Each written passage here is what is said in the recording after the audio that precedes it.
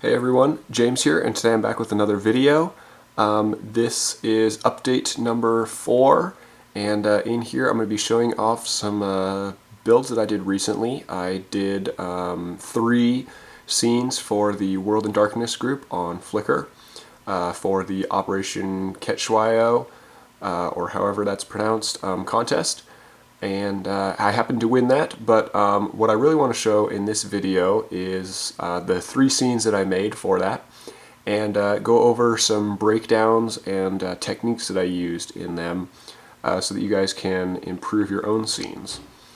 So to start off with here, I'm going to go in reverse order for my scenes. I'll have links to the Flickr pictures of all of these in the description below.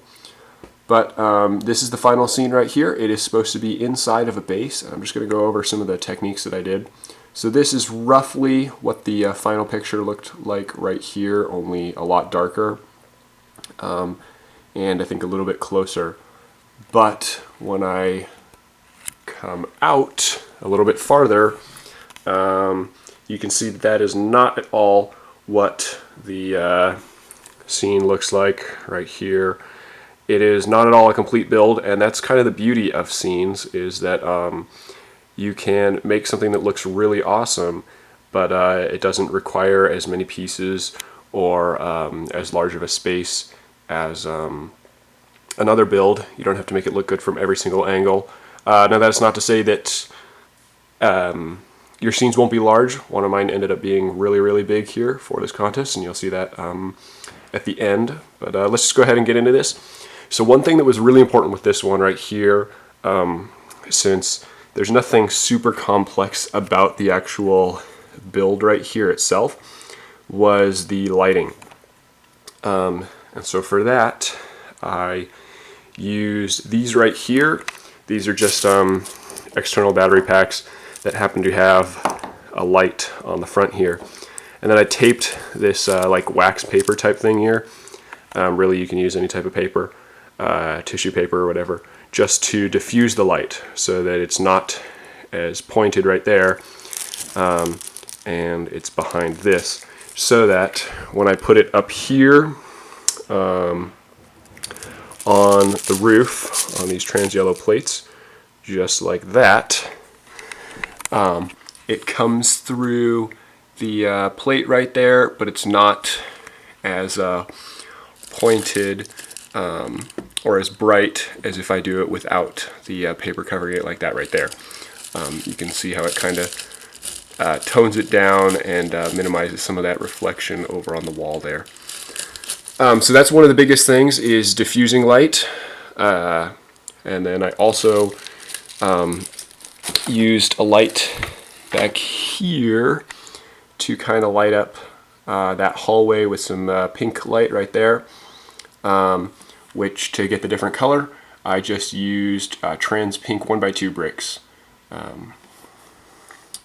And then another thing about the lighting for this one is I had to try and get it consistent throughout the whole thing, and so I had to make this part over here dark as well, even though I didn't have plates up here, and so I just used this bin from one of my storage boxes. In the background here, we've just got a blue piece of paper for some sky, palm tree, really simple palm tree because it was going to be mostly out of focus.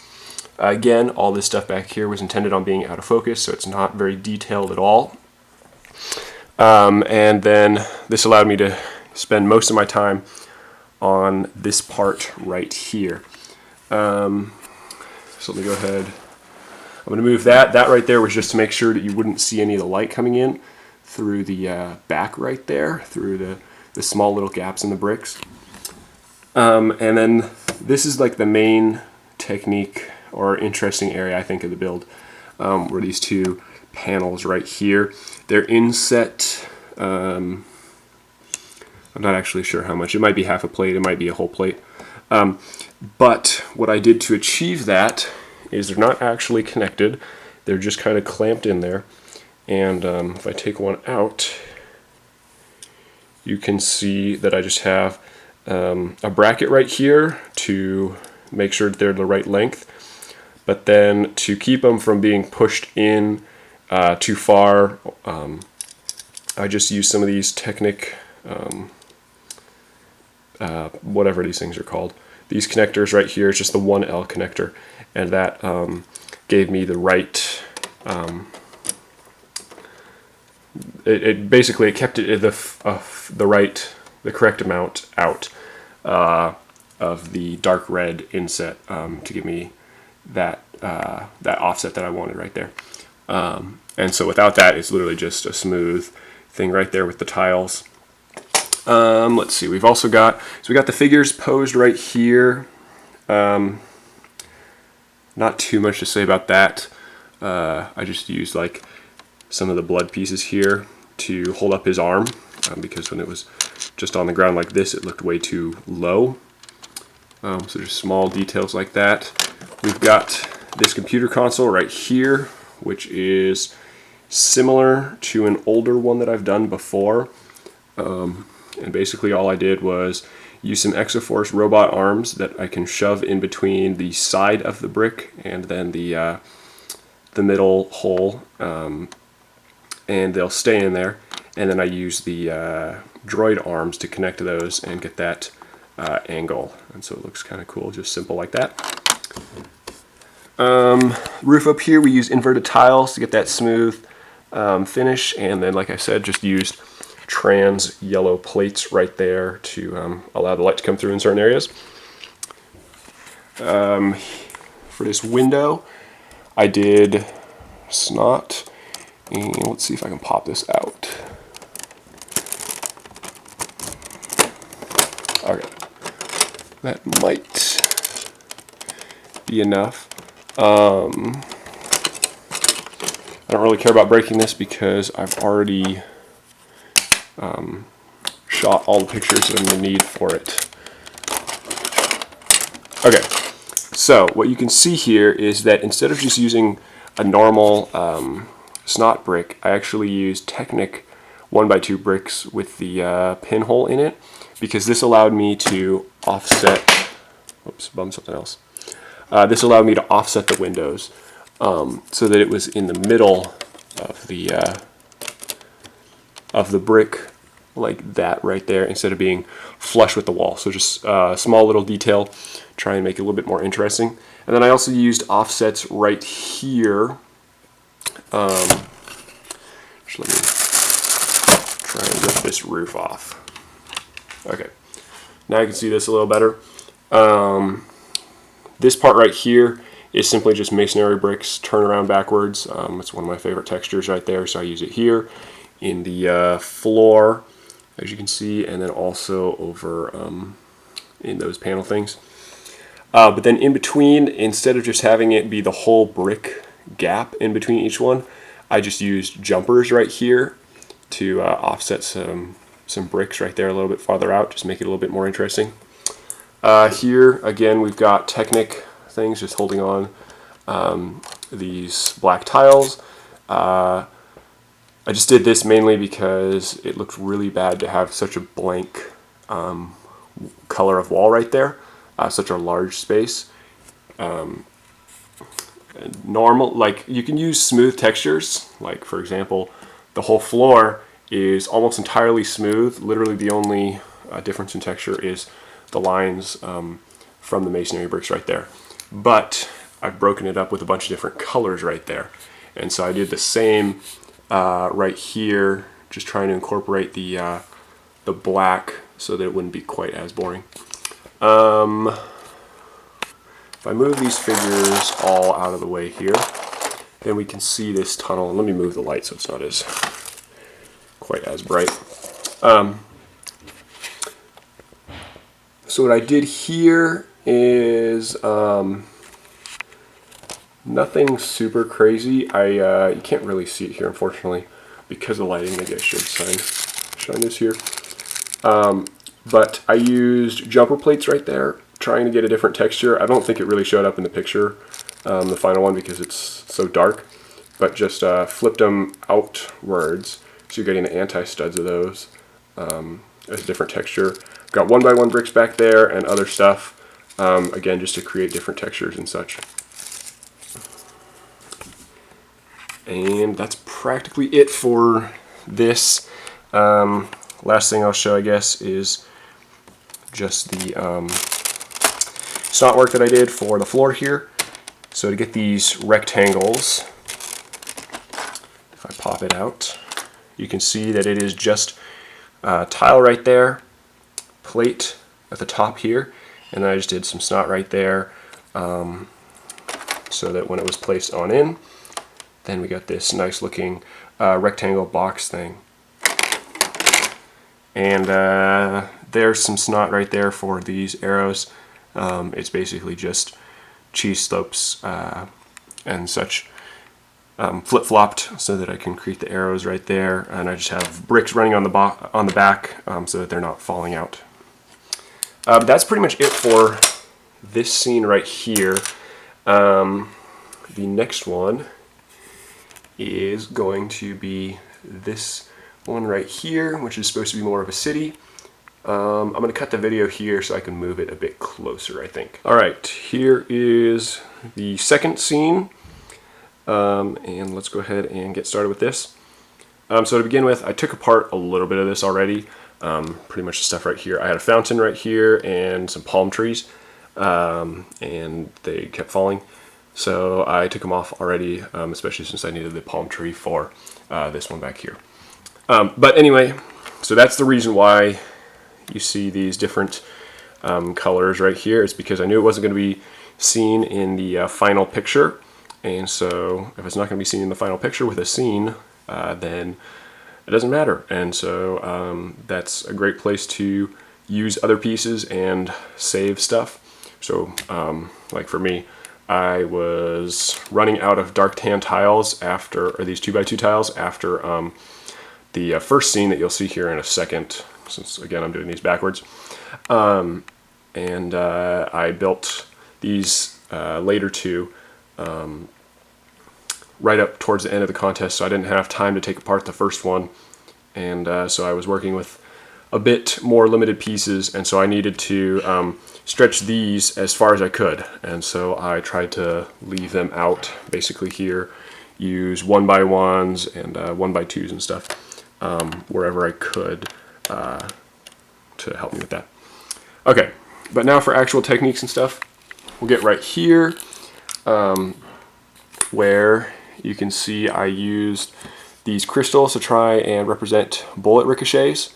This was something that was done a while back when there were more military builds and such scenes. People would use these a lot of times, so I tried to do that myself here.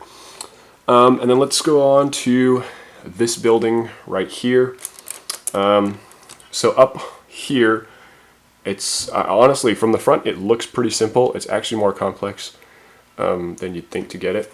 So up here I had to try and lock these together because these are just two large pieces right here to what you can see on this one here, to get that texture on the front and on the side, and it's just two really big pieces. And so this column, when it's placed down like this, would oftentimes not want to align properly with the rest of this wall because these tiles would like curve it in. So I had to try and figure out a way to hold it back. As you can see here, it looks a little bit more like it'll stretch farther or whatever. And then over here, it's a bit more straight up and down. The tiles really pull the plates together, so they kind of create a bend. And so I had to try and lock them up at the top as well as down at the bottom where they were held in with snot bricks. So up here, I've got basically just plates that would go across. Thankfully, it was super simple to get it where I wanted to line up with this groove on the side right here. You can see I wanted some of that showing, and so the studs actually helped me there. For the white beams on the top, I had to use a bracket here to try and cover up the top over those plates right there, which you can kind of see right there, even though it's pretty white, pretty overexposed. And so this just sets down like that and pins in it presses it basically this direction right here, and also allows it so that when it's taken down at this angle, it looks like they continue on back. And then if I take these all off, then I should be able to pull out this wall right here and show you guys kind of what I did for the window here. So these windows were probably the most complex thing in this build. Just trying to figure out how to get them to align.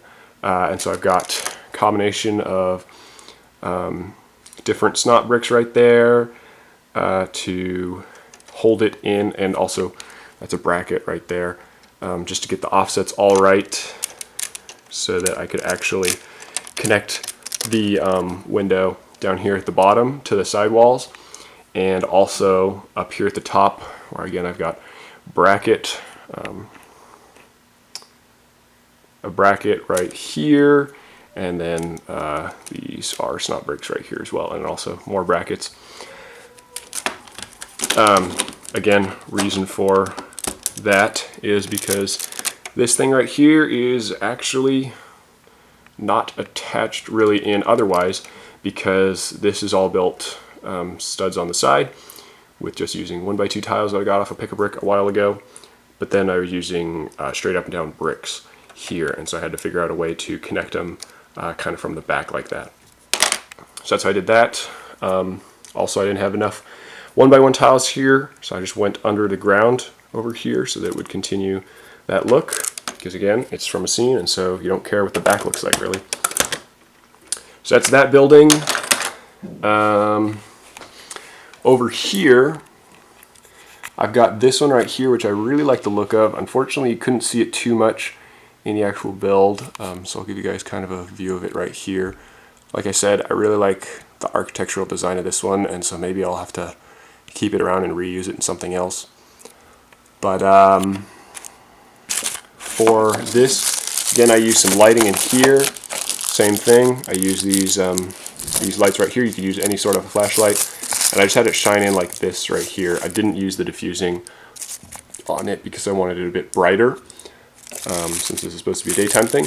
And then also, I didn't just want this plain white color, so I actually took just a trans 1x2 plate here. I think I used yellow in the actual scene for this building here, but I had a pink one over here. And I just put a piece of tape and basically taped it right over the light so that when it would shine in, now we have pink light or a purplish kind of light. So that's a really simple way to get different lights. If you just have one color, ideally you want like a bluish white because it won't change the hue too much. But then you can just put some sort of a Lego piece over it like this, like the 1x2 plate or the larger trans yellow ones that I use in the other scene, and you can get color lighting in that way. I've also used Christmas lights before. That's really effective as well.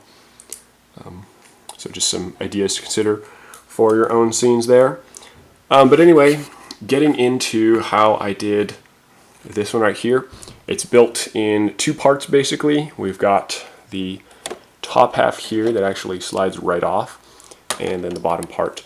So this is just got the windows, and then I built these, I don't know what to call them really, bulkhead things or something, just basically the part of the building that came out and divided the windows.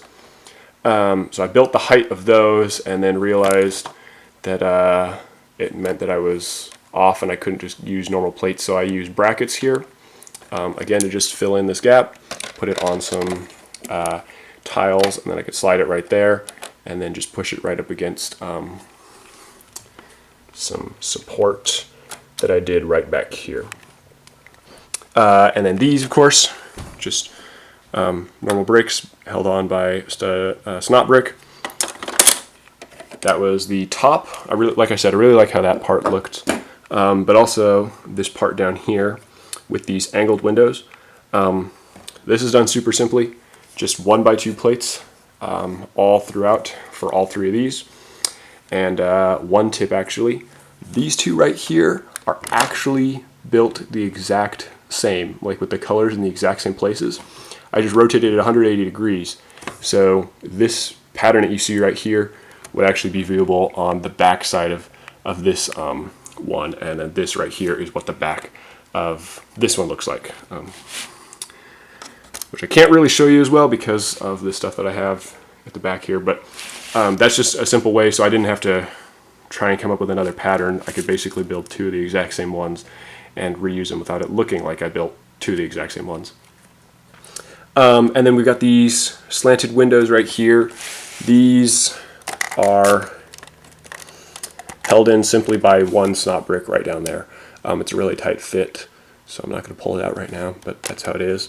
It also means they can kind of slide down like this, which wasn't something I just planned on, but you can kind of see in here.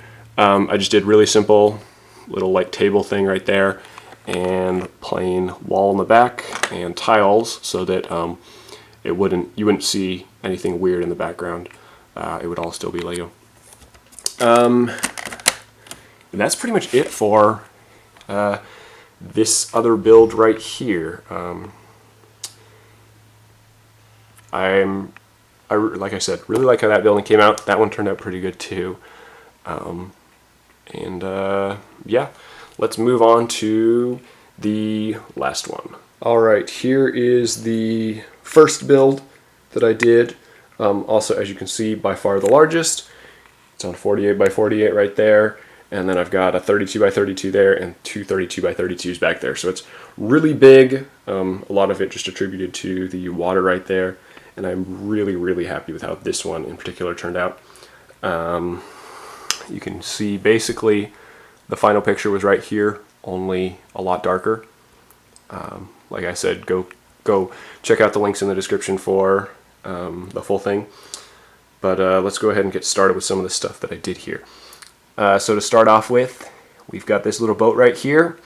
Nothing super crazy, other than I wanted to show that I tried to make it look like there was some wake going behind it, since it's a motorboat and they're speeding on up, with the trans clear pieces in the trans blue. Kind of hard to see right here since it's so bright, but in the final picture I think it turned out pretty cool looking. This also allows you to see the water line that I did right here. So I made this really smooth by using all like cheese slopes and stuff and tiles. So there should never be a step of an actual plate in here. The most that I've got is the like half a plate gap between where the edge of one of these touches there. And you could get that out if you really wanted, but I didn't have enough time and didn't feel like doing it. Other than that, just got some super simple texturing going on in there with the masonry bricks, some crates, and the headlight bricks with the tiles on them. Up here, just have some simple tiles. For the containers, I didn't actually build a full container for any of these. Again, you're just seeing this from one angle, and so you don't need to. So I've just got basically two sides for all of them, other than the ones back here where I just did the one side. Same thing on the boat right here. All of these are again just shells, which is huge piece saver, especially since I only had two of these corrugated steel pieces in blue, or in olive, or in red, and so it meant that I couldn't actually do a full one of those. So just doing the half allowed me to use those pieces and make those look a bit more interesting. Alright, well I guess since we're here, might as well show you the ship right here. Unfortunately, I don't have these. I don't even actually know if they make these in dark red, but this basically shows you how I did the technique It is pretty much just a bunch of the 1x2 plates with the bar and also the clip lined up, and in alternating patterns I did 2 tiles on there, and then I go to 1 tile and then 2 and then 1 and then 2 and then 1, and it was just a lot of trial and error to try and figure out how to change the curve slightly as I went down. So a few of them you'll see, like right here, I needed it to go a little bit farther, so I've got it's 5 here instead. I might have done 3 at one point. That looks like 3 right there, and definitely right there. So just different ways to change it up. And then here at the front, I also had to do a little bit of variety. We've got it ending at the tip right there, but then we just have 1x2 tile there, and then here we've used some cheese slopes to try and curve out the front of this. Same cheese slopes right there. Again, just a 1x1 tile right there, and so that allowed me to get this curve and angle in on the front of this thing. Really happy with how this turned out. Of course, there's gaps there, and you can see those gaps a lot more clearly if I hadn't put a shirt inside of there. So I used that to just try and hide, make sure that no light could get through, because otherwise, without it, you can see that there's a bunch more light coming through. And so just small things like that can really elevate your build by trying to make sure that you're controlling all the light basically. Up here, again, I took this from a pretty low angle, so you didn't see any of the green. That also meant that the floor in here didn't need to be perfect. I don't even know if it would have been perfect to, or like been possible to get a very close looking floor there. I probably would have had to have done it snot, and it would have been really hard, but I didn't need to. So I just did some simple plates there to allow my guys to stand there. Then back here, we've just got some stuff to try and flesh out the background. So we've got these, that fence with some plants behind there, these gate things, and I'll explain why I did some of that sort of stuff in a second. I really like how this thing turned out. Unfortunately, you couldn't really see it in the final picture, but I used this technique that somebody found out in the, let's see, was it the latest? I think it was the second latest Rebel Lug build, 2-hour build challenge, where we had to use the 1x2 Technic axle, and apparently the little grooves of that fit into grill tiles, and so I used that to create this cool looking roof here, which again, unfortunately you couldn't really see that building from the final, but I like how it turned out. Okay, and then finally for this, we've got the city here in the background, which again, I used my lights to light up. You don't really need to right now since it's daylight, but I took this picture for the scene at night, and so I used a light back here. Actually, I think I might use both of them to light them up. And again, I used the paper to diffuse it because I didn't want it to just be like this, where you got the pinpoint of light coming through right here. I really wanted it to try and spread out throughout all of the buildings. So diffusing light is pretty important for that. And that is the reason why I had these gates here, because with FP, force perspective stuff, I think one of the biggest rules about it, or at least one of the biggest tips, I think, to make it look really good and to really sell it, because you're doing something that's supposed to be such a small scale in the background, you want to make sure that that you can't see the bottom of those things in your final picture. It's really hard to pull off a good look if you can see the bottom, and so by having these gates here, I was able to kind of create the illusion that those buildings are way farther back than they actually are which helps trick your mind into thinking about the scale. And so those gates right there help block the bottom. I also had a tan wall right here, which I ended up pulling off for the back of that thing. But just blocking the bottom of your forced perspective will help sell it so much more, I think. And then also, I guess, along with these are super simple buildings.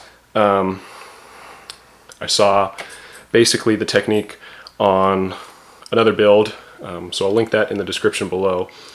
But really, all it is just plates. So I've got two different types. This is just plates where you're going straight up and down, like normal. And then I did this one right here where it's just set on the side. So just build it like this basically, and then you set it on its side like that, and you get a different look between the two, even though you're using the same basic thing. And they're super simple to build. Like, it's literally just 1x2 plates, and so that makes it really awesome and simple to build a ton of these things and make them look different. So I just use different colors. We've got the trans neon green, trans yellow, trans clear, trans dark blue, trans light blue, and then down here I've also got trans black. And so that just creates a really vibrant looking city without a huge amount of effort. Alright, so that's it for the 3 scenes that I made for The World in Darkness. Hopefully these tips help you guys. I have a decent amount of experience building scenes, and they're one of my favorite things to build. So I just kind of wanted to share some of the techniques that I did with those. And since they're a scene and you don't really get multiple pictures out of them, I can't really do a normal video on them. And so showing you guys kind of breakdowns like this allows me to do that instead. Before I go, one other thing I want to do is show you something that is an upcoming build of mine. This is also for the World in Darkness group, and if you're in the Discord group for it, you've probably already seen me post a few pictures of it, but this is going to be a helicopter. So I'm not super great at building vehicles normally, but I feel like this one is turning out really awesome. I have the back that I have left to do, but you can see right there what the general look of it is going to be. With the front right here, those guns and stuff. So, little sneak peek of that thing right there. I'm hoping to, now that this contest is over, to finish this thing up somewhat soon. Since, like I said, just have the back part back here left to do. But anyway, that's it for that and for this video. Quite happy with how these scenes turned out. Like I said, please check them out in the description below.